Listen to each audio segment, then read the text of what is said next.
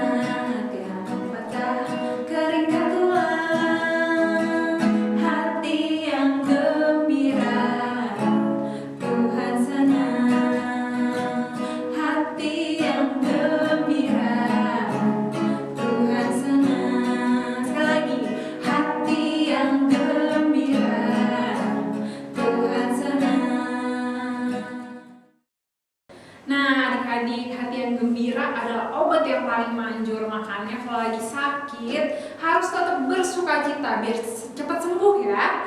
Nah, kita mau dengerin firman Tuhan. Semuanya boleh duduk, boleh siap-siap Alkitabnya untuk mendengarkan firman Tuhan.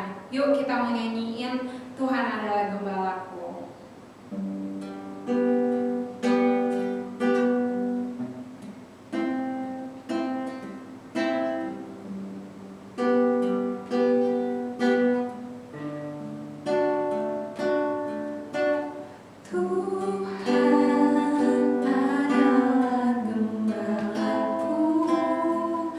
Takkan kekurangan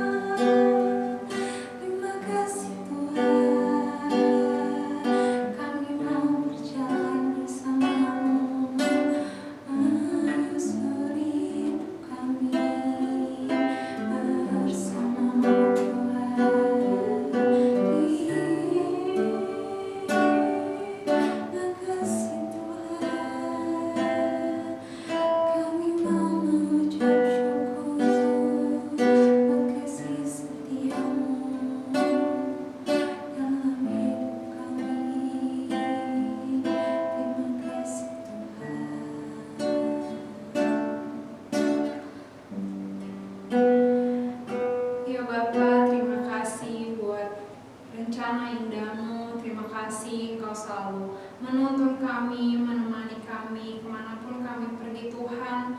Tuhan, walaupun kami merasa sulit Tuhan, kami percaya Engkau selalu bersama kami. Tuhan, sebentar lagi kami akan mendengarkan sebagian dari firman-Mu. Tuhan, tolong supaya kami bisa mendengarkan, menyiapkan tanah hati kami yang terdalam Tuhan untuk ditanami oleh firman-Mu Tuhan, supaya tumbuh Tuhan dan berakar dalam hidup kami, dan kami bisa menjadi berkat buat sekitar kami. Terima kasih Tuhan, di dalam nama Tuhan Yesus kami berdoa dan mengucap syukur. Amin. Shalom adik-adik Petra Kids, apa kabarnya? Luar biasa. Puji Tuhan, kakak yakin dan percaya adik-adik semua dalam keadaan sehat dan kuat. Nah adik-adik, kita masih terus belajar dari 2 orang rasul yang pergi ke berbagai daerah untuk menyampaikan kabar baik. Mereka pergi ke kota Siprus, Antiokhia, dan ke Listra, dan banyak lagi kota-kota lain adik-adik. Ngapain ya adik-adik? Memberitakan firman Tuhan. Adik-adik ingat siapa nama mereka? Betul sekali, namanya adalah Barnabas dan Paulus. Nah adik-adik, Paulus adalah orang yang ditemui oleh Tuhan, dijumpai sendiri adik-adik. Dulunya Paulus ini adalah Saulus yang sangat kejam kepada orang-orang pengikut Kristus. Dia menganiaya, bahkan tidak takut membunuh pengikut Kristus. Nah, tapi ketika dia ketemu dengan Tuhan, dia akhirnya bertobat dan dia sekarang gigih menyampaikan kabar baik kepada orang lain. Dan apa yang pernah dia lakukan, menganiaya pengikut Kristus, dia mengalami hal yang sama adik-adik. Dia mengalami penderitaan, dia mengalami penganiayaan. Nah, tapi dia tidak takut karena Tuhan menyertai dia. Adik-adik mau tahu kisah penganiayaan dan penderitaan yang dialami oleh Barnabas dan Paulus? Yuk saksikan kisah berikut ini.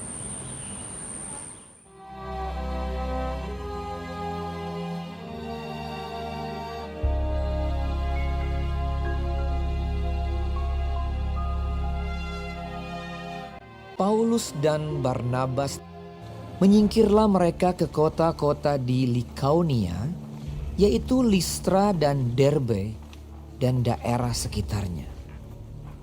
Di situ mereka memberitakan Injil. Di Listra ada seorang yang duduk saja karena lemah kakinya dan lumpuh sejak ia dilahirkan dan belum pernah dapat berjalan.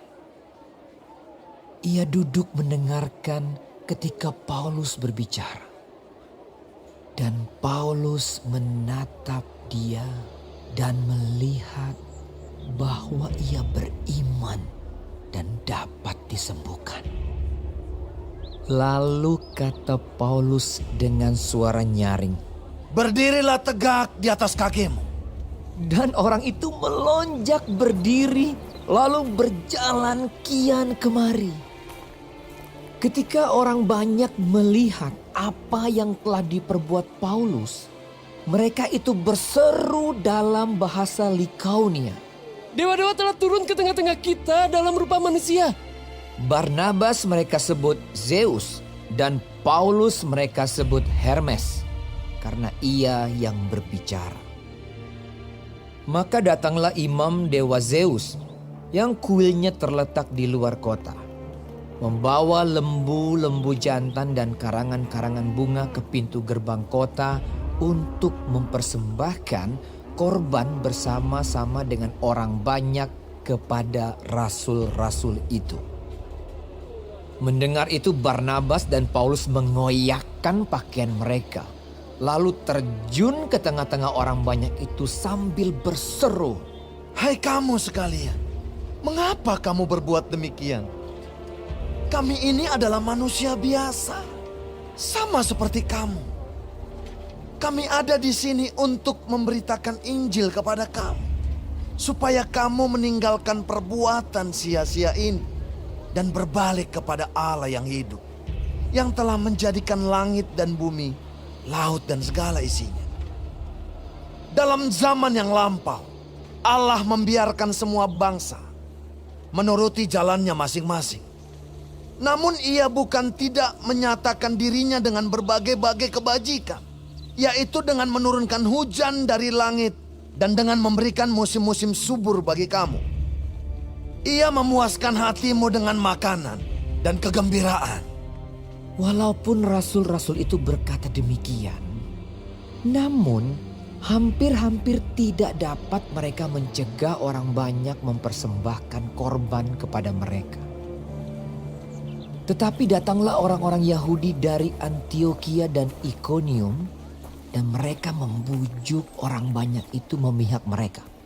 Lalu mereka melempari Paulus dengan batu dan menyeretnya keluar kota, karena mereka menyangka bahwa ia telah mati. Akan tetapi, ketika murid-murid itu berdiri mengelilingi dia, bangkitlah ia lalu masuk ke dalam kota.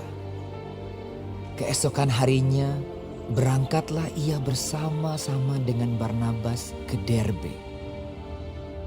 Paulus dan Barnabas memberitakan Injil di kota itu dan memperoleh banyak murid.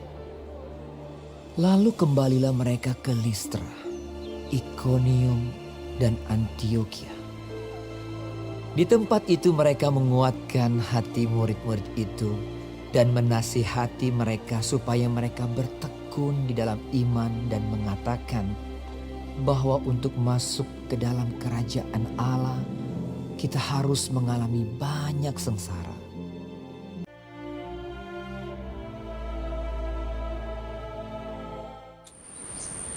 Nah, itu dia adik-adik kisah yang dialami oleh Barnabas dan Paulus.